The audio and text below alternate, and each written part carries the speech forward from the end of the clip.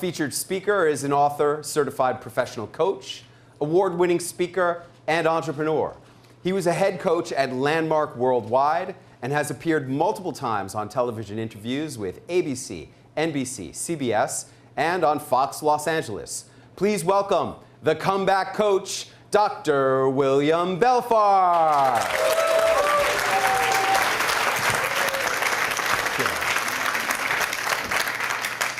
How wonderful to be back here again at Harvard University.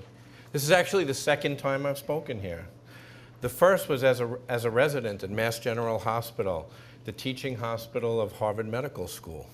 But I'd like to thank the students of Harvard Business School for inviting me here today, and to share the stage with Suzanne Summers, Chrissy Snow from Three's Company, who had a very big influence on me growing up. Anyway, I'm here to tell my story. And my story is one of where I was at the top of the world, and then suddenly, overnight, I hit rock bottom.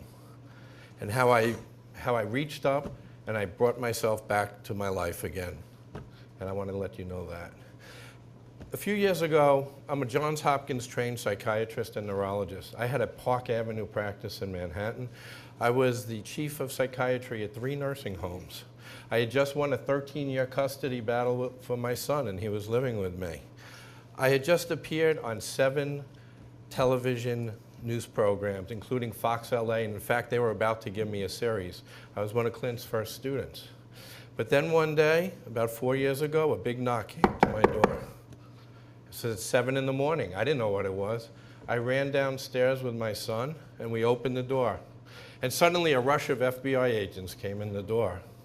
They pushed me against the wall, and then they handcuffed me. They said, Dr. Belfar, you're under arrest. That was humiliating, but the worst was the shock and the fear in my son and the look in his eyes.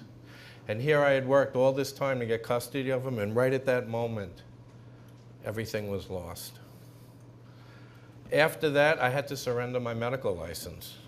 I had to give up my practice, which I had practiced for half my life.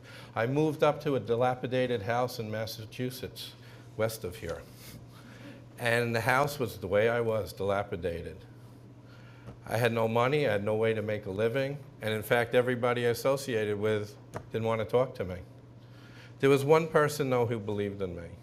He was a business coach that I had, while I was practicing. And he called me and he said, Bill, I'm really worried about you. If you stay up there, I'm afraid you're going to die and kill yourself.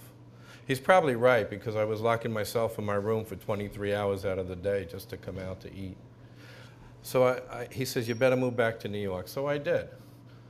When I got back to New York, I got a little apartment in Long Island. When I got there, Craig is his name, he introduced me to a personal and professional development program. When I started that program, I looked like a homeless person.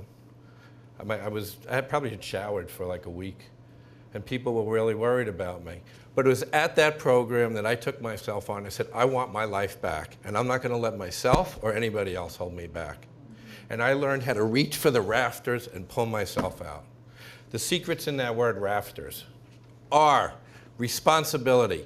Take responsibility for what you've done.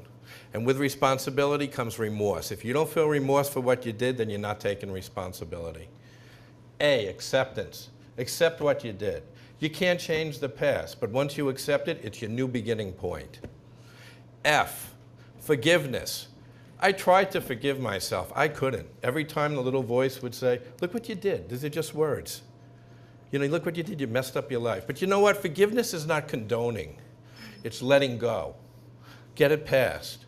Leads to my next letter, T. Talk about it. You know what? At that personal professional development program, I told my story in front of 150 people. Guess what? I'm doing it again. You know what I do? It lifts a cloud. Every time I do it, I move up again. E, enjoy life. Do you know what happened about a year ago? That gentleman over there, Clint Arthur, called me and said, would you like to speak at West Point? And I was like, I don't know. But then I did.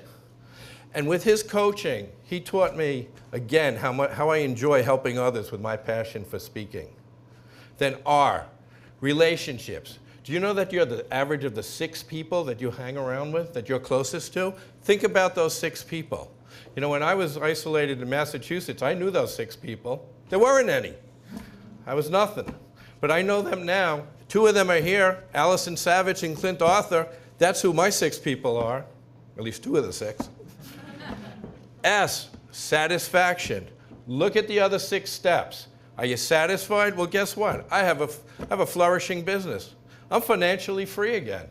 My son and I, we have a great relationship. And I'm speaking again. I spoke at West Point, I'm speaking here, and I'm about to speak at Notre Dame. You know what my biggest take home is with this? You are your harshest critic. You are your biggest punisher.